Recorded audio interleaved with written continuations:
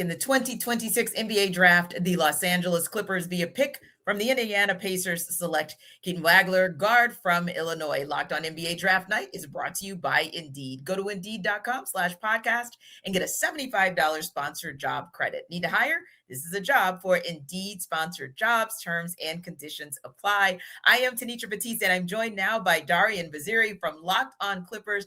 And the run the Illini made to the Final Four this past season opened up a lot of eyes on Wagler. What do you think the Clippers saw that made them go with him at 5?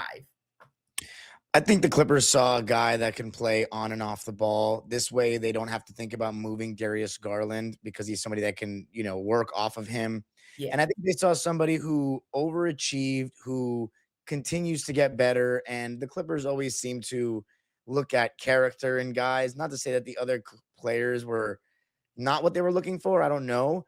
But it seems like from everything that I've heard about Keaton Wagler, he is somebody who works hard. He's somebody who's very coachable. And Clippers always talk about high character guys, and I think he fits that bill. And he's only 19 years old.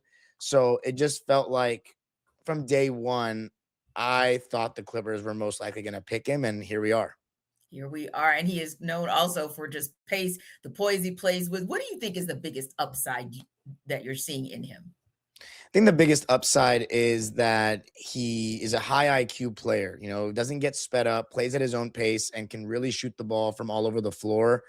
The big thing that a lot of the pro Keaton Wagler crowd was saying was, look at how he performed on the big stage. You mentioned Illinois getting to the Final Four.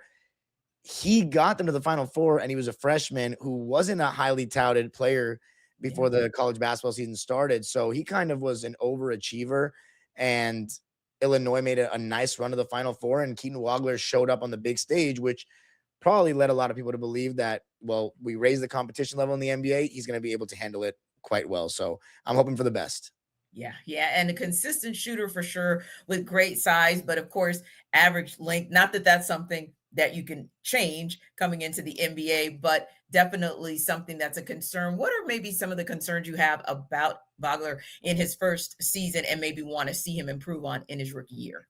Well, the biggest thing that everybody talked about was his lack of athleticism, speed, and leaping ability. People were talking about he didn't dunk once in college, and he's 6'5", and that his methodical approach is not going to work at the NBA level against better athletes. So, he looked like, even in the highlights, sometimes it looked difficult from the outside looking in for him to, get his shot off. But maybe that's just the way he makes it look. There was a lot of the same type of criticism about current NBA stars, that it didn't look super easy for them in college. But, those guys that play at their own pace, it's kind of hard to judge them off just the highlights and what looks more exciting when you watch them in short doses. So we're going to see if that approach, that play at his own pace, if he has the skill, the wiggle in his game to create space at the NBA level and get his shots off. And I'm excited to see that. I think the one thing that'll be pretty easy for him to transition into the NBA is his ability to catch and shoot and play off the ball. And that's something that with Darius Garland and Kawhi around him, he's going to be able to do right away.